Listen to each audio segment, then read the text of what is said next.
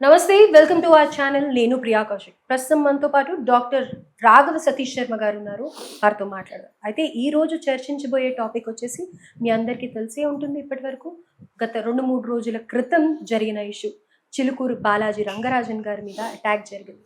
ఈ విషయాన్ని ప్రతి ఒక్కళ్ళు కూడా ఖండిస్తూ ఉన్నారు.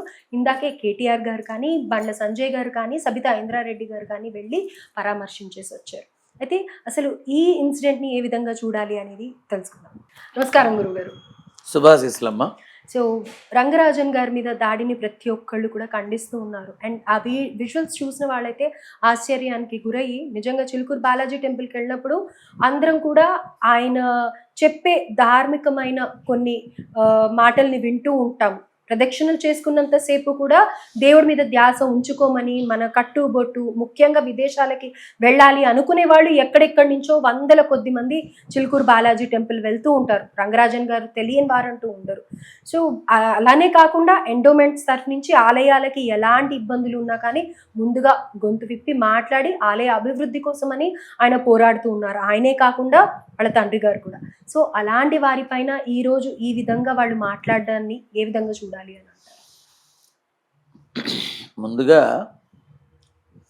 కోనసీమకి వెళ్ళి ఆ మాత్రం లావు బద్ద, అంచి ఇంత లావు బద్ద, ఒక అడుగున్నర అది తీసుకొని వచ్చి, ఈత బద్ద తీసుకొని వచ్చి చిలుకూరులో ఆలయం చుట్టూతా వ్యాపారాత్మకంగా, వ్యవహారాత్మకంగా అన్ని రకాలుగాను ఉన్నటువంటి వాళ్ళందరి వీపులు చచ్చేలా చావగొట్టాలని ఉంది నాకు.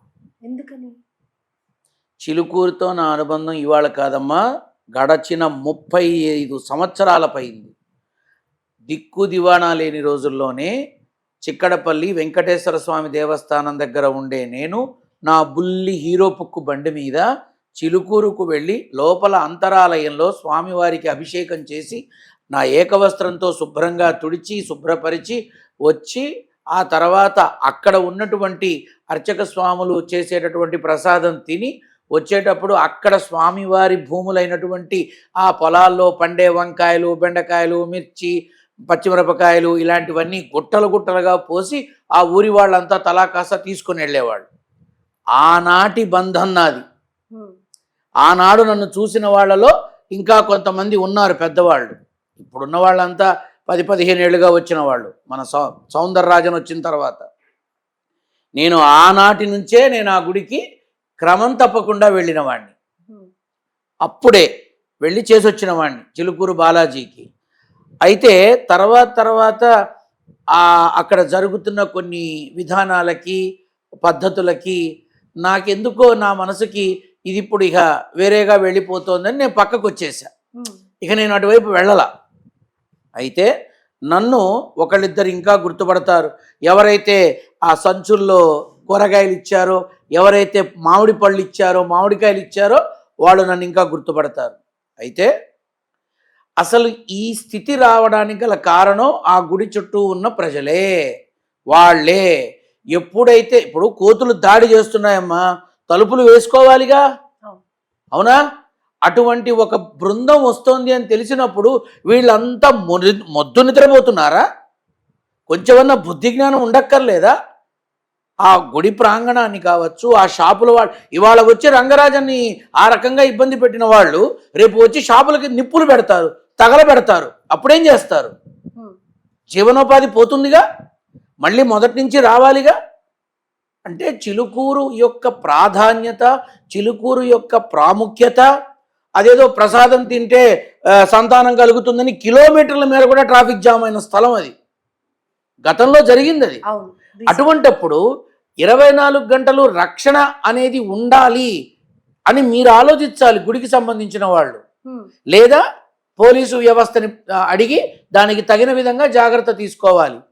ఇవాళ వచ్చి ఒకడు ఆ అర్చక స్వామిని ఆ రకంగా బాధపెట్టి హింసించి క్షోభ పెట్టాడంటే దానికి కారణం మీరే కాబట్టి మీ వీపులే సాపు చేయాలి. మీ అందరినీ ఆశీర్వదిస్తున్నాడుగా, మీ అందరినీ చల్లగా చూస్తున్నాడుగా, మంచి చెడు చెప్తున్నాడుగా.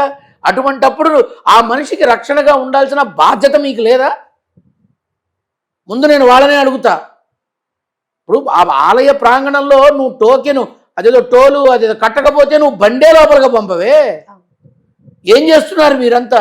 ఇవాళ ఆవేశంతో ఊగిపోయి మేము ఊరుకోం, మేము వచ్చేస్తాం ఇచ్చేస్తాం, నా బొంద చేస్తాం. ఎందుకు?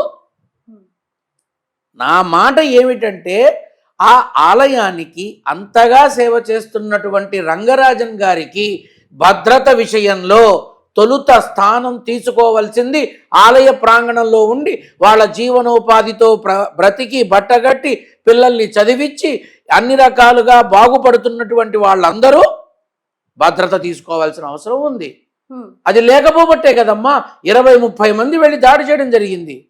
పక్క రోజు పొద్దున మాకు తెలిసింది అంటే ఎంతవరకు నమ్మచ్చు? సో ఇది ఎవరు చేశారో ముందు తెలుసుకోవాల్సిన అవసరం ఎంతైనా ఉంది. రైట్. అయితే రామరాజ్యం సంస్థాపకుడు వీర రాఘవరెడ్డి అనేది అయితే మనందరికీ తెలుసు. ఆ విజువల్ కూడా మనం చూడొచ్చు. ఆయన ఏమంటున్నారంటే ఇతర మతాల వాళ్ళు ఎట్లా అయితే ప్రబోధనలు చేస్తూ ఉన్నారో వాళ్ళ మతానికి సంబంధించి ఇతరుల పట్ల ఎట్లా వ్యవహరించాలి అనేది చేస్తూ ఉన్నారో అట్లాంటివి ఆలయాల్లో మనం ఎందుకు స్థాపించకూడదు, అలాంటి సంస్థలు అలా ఎందుకు మనం ప్రబోధాలు ఇవ్వకూడదు అని అనేసి అని అంటూ ఉన్నారు. అయితే నిజంగా ఇలాంటివి సంస్థలు అనేవి కొన్ని ఉండాలంటారా ఆలయాలకి? మరి అట్లా ఉన్నప్పుడు మరి వాళ్ళకి మనకి డిఫరెన్స్ ఉండదు, అవునా? ఇతర మతాల గురించి ప్రైవేట్ గా అట్లా మాట్లాడడం కూడా, పబ్లిక్ గా మాట్లాడడం, దాని వీడియో కూడా తీశారు వాళ్ళు. అంటే మనం ఒకరిని గౌరవించుకోవాలి అని అంటాం, ప్రేమగా ఉండాలి, సామరస్యం ఉండాలి అని అంటాం. అలాంటిది ఇది కూడా ఒక రెచ్చగొట్టే రకంగా చూడొచ్చు కదా. రెచ్చగొడుతున్నారు, చూడడం ఏమిటి? నాకు ఇప్పుడు ఎంత కోపంగా ఉందంటే కొన్ని లక్షల మంది కలిసి హైందవ శంకరావం పెట్టిన వాళ్ళు ఈ వీడియో చూసి ఏం సమాధానం చెప్తారు? ఏది ఐకమత్యం? మనిషి ఎక్కడైనా మనిషేగా, హైందవుడు ఎక్కడైనా హైందవుడేగా, హిందూతత్వం ఎక్కడైనా హిందువేగా. నాకెందుకు కోపం వస్తుందంటే రామరాజ్యం ఏమిటి నా బొంద? త్రేతాయుగం తీసుకొచ్చి కలియుగంలో కలుపుతానంటే అర్థం ఉందా? అసలు అర్థం ఉందా? రామరాజ్యం అనేది శ్రీరామచంద్రమూర్తి స్థాపించింది కాబట్టి రామరాజ్యం అయింది. మనం కలియుగంలో ఉన్నాం. దినమగడుపు గాలిపోను, పొద్దున లేస్తే అబద్ధంతో మొదలవుతుంది మన జీవితం. ఎక్కడి నుంచి వచ్చింది రామరాజ్యం? మన వల్ల కాదది. జరగనివి జరుగుతాయని చెప్పడం మోసం, అబద్ధం. ఇది కలియుగం. ఈ కలియుగానికి శ్రీరామ రక్షగా ఉన్నవాడు కలియుగ వైకుంఠ వెంకటనాథుడు శ్రీ తిరుమల వెంకటేశ్వర స్వామి. అంతే. కలియుగాంతం వరకు ఆయనే ఆద్యుడు, గుర్తు పెట్టుకోవాలంతా. అంతే తప్ప రామరాజ్యాన్ని తీసుకొచ్చి నేను ఇక్కడ పాటిస్తా, ముందు నీ బ్రతుకు నువ్వు సవ్యంగా అయ్యాడు, తర్వాత రామరాజ్యం గురించి మాట్లాడతా అంటా నేను. అమ్మ ఒక్క మాట చెప్పనా, ఆ క్లిప్పులు ఇవన్నీ వేస్ట్ అమ్మా. ఇప్పుడు నువ్వు చెప్తున్న మనుషులు కొన్ని నెలల క్రితం నేరుగా ఆ మనిషి కాదు, ఏదో సైనికులో సైన్యమో ఏదో ఉంది, వాళ్ళు ఒక 10-15 మంది నా దగ్గరకు వచ్చారు. వచ్చి మీరు ఏం చెబుతున్నా అవుతున్నాయి, మీరు ఏం చెబుతున్నా జరుగుతున్నాయి, మీరు మాకు అండగా ఉంటే నెలకి మీకు ఒక 10 లక్షలు, ఒక ఇన్నోవా కారు, ఒక 4 బాడీ గార్డులు, మీకు ఒక ఇల్లు అన్నీ ఇస్తాం, మీరు మాతో కలవండి. మా సారు శ్రీరామచంద్రమూర్తి అయితే మీరు వాల్మీకి మహర్షి. నా పిండాకుడు తినాలనిపిస్తే బండి ఆపేసి పానీపూరి తింటా, మిర్చి బజ్జీ తింటా, ఇంకా ఎక్కువైతే మా ఆవిడతో కలిసి పావు బాజీ తింటా. నేను వాల్మీకి ఏమిటమ్మా నా బొంద? ఏమన్నా అర్థం ఉందా? కాబట్టి కలియుగంలో ఉన్నాం. కలియుగంలో ఎలా బ్రతకాలో అలా బ్రతుకుతున్నాం. అంతే. మంచి జరుగుతోంది, చెడు జరుగుతోంది, సమకాలీనంగా అన్నీ వెళుతున్నాయి, ముందుకు వెళుతున్నాయి. ఆశ్చర్యకరమైన విషయం ఏంటంటే పోయిన డబ్బు దొరకదు, పోయిన వస్తువు దొరకదు, మొబైల్ ఫోన్ అయితే అసలే దొరకదు. కానీ మన రాచకొండ సిపి సుధీర్ బాబు గారి ఆధ్వర్యంలో చాలా మందికి మొబైల్ ఫోన్ దొరికాయంట. ఇది చాలా గొప్ప విషయం. అంటే రామరాజ్యం ఉన్నట్టే అనుకో, అంతే. కానీ రామరాజ్యం జరగదు, అవ్వదు. ఇది అనవసరం. అది త్రేతాయుగం, ఇది కలియుగం. కలియుగంలో ఉన్నాం. ఎందుకు ఈ మత విద్వేషాలు? ఎవరిని రెచ్చగొట్టడానికి? నువ్వు వచ్చి రంగరాజన్ని పట్టుకొని కూర్చోబెట్టి 4 శ్లోకాలు చదివితే నువ్వు మంచివాడివి అయిపోతావా? దినమ గడుపు గాలిపోను, అందరూ యజ్ఞోపవేత దారులే, కానీ గిన్నెలో ఉన్న చికెన్ ముక్క మాయమైపోయిందిరా అన్నట్టు ఎవడో. నువ్వు 4 శ్లోకాలు మాట్లాడితే నువ్వు గొప్ప జ్ఞానం ఉన్నవాడివా?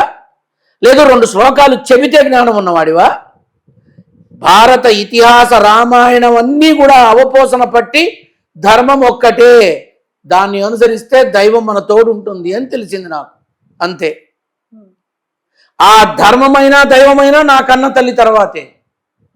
నా తల్లి చెప్పింది కాబట్టే ధర్మం, నా తల్లి చెప్పింది కాబట్టే తండ్రి, నా తల్లి చెప్పింది కాబట్టే దైవం. ఇప్పుడు వీళ్ళు రంగరాజన్ని పట్టుకొని వాళ్ళు వేసిన ప్రశ్నలు మీ సమక్షంలో నన్ను వేస్తే సమాధానం చెప్తా.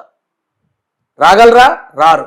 వాళ్ళు ఆ రోజే వచ్చి నాకు డబ్బు అది చూపించి రమ్మన్నారు, నేను రానన్నా. మీకు ఎంక్వైరీ చేసుకోండి, వాళ్ళలోకి వెళ్ళాలన్నా డబ్బులు, వాళ్ళ దగ్గర ఉండాలన్నా డబ్బులు. వీళ్ళు నెలకి ఇంత ఇస్తాం అంత ఇస్తామని చాలా మందిని ప్రలోభ పెట్టారు. అంతా మోసమేనమ్మా, ఏమీ లేదు, ఉండదు. అది పచ్చి అబద్ధం. ఇప్పుడు ఆ విధంగా అవ్వట్లేదు కాబట్టి ఇప్పుడు వాళ్ళ సంస్థలోకి జాయిన్ అవ్వమని చెప్పి డబ్బులు కట్టించుకుంటున్నారా? ఖచ్చితంగా. రైట్. అయితే డబ్బులు కడితే వెళ్ళరుగా, చచ్చినట్టు చేస్తారుగా. మీరు ముందు డబ్బులు కట్టండి, తర్వాత మేము ఇస్తాం. ఇప్పుడు ఇది చూసి నన్ను తప్పుగా అనుకున్నా నేనేం చేయలేను. నేను అడిగేది ఒకటే, రామరాజ్యం అనబడేటటువంటి మీరు వచ్చి ముందు నాకు సమాధానం చెప్పండి అంట. రామరాజ్యం త్రేతాయుగంలో ఉన్నది, నువ్వు అప్పుడు ఉండాలి. ఇప్పుడు ఇక్కడ భూమి మీద ఎందుకున్నావు, ఇది కలియుగం, గెట్ అవుట్ అని అంట. జరుగుతుందా? అమ్మ ఒక మాట చెప్పనా, ఒక నియంతృత్వ పోకడ, ఒక నియంత పోకడ అని కొంతమందికి ఉంటుంది. నాలాగా ఎవరు ఉండకూడదు, నేను చేసినట్టు ఎవరు చేయలేరు, నీకు నేను సమానం అనే విధానంలో కొంతమంది ఉంటారు. అమ్మ డబ్బుతో ఏది సాధ్యం కాదమ్మా. అయితే వారు ఏదైతే రఘువీరారెడ్డి అడిగారో అందులోని కొన్ని సమాధానాలకు ఆయన మౌనంగా ఉన్నారు. కానీ ఆయన వేసిన క్వశ్చన్స్ కి నిజంగా ఆయనకి అర్చకులుగా ఆయన ఎవడమ్మా వేయడానికి, భగవద్గీతలో ఉన్నవి వాడు చెప్పారు కరెక్ట్. ఆ మాత్రం రంగరాజన్ గారికి తెలిసి ఉండకపోదా అని అంటారా? ఒక మనిషి భయకంపితుడై భయానికి లోనై దెబ్బలతో బాధపడుతూ ఒక రకమైన ఏం మాట్లాడితే ఏం ముంచుకొస్తుందో అన్న ఒక భయంలో ఉన్న మనిషి ఏం మాట్లాడతాడమ్మా? ఏం మాట్లాడతాడు? ఒక పక్క మూకుమ్మడిగా దాడి చేసి నిన్ను భయపెడుతూ చెప్పు, నువ్వు ముందు వినడం నేర్చుకో అని నోటికి వచ్చినట్టు అరుస్తున్నారు. మరి ఏం మాట్లాడతాడు? అలాంటి వారిని రఘువీరారెడ్డి నీకేం తెలీదు, ఫస్ట్ అవి నేర్చుకో అని అసలు ఆ మనిషి న్యాయ వ్యవస్థని తప్పు పట్టారు. ఏ చెవులు పోయినాయా న్యాయవాదులకి, జడ్జిలందరికీ? వెంటనే వెళ్ళి వాడిని అరెస్ట్ చేసి లోపల వేసి అసలు చచ్చేదాకా వాడిని బయట తీసుకురాకూడదు.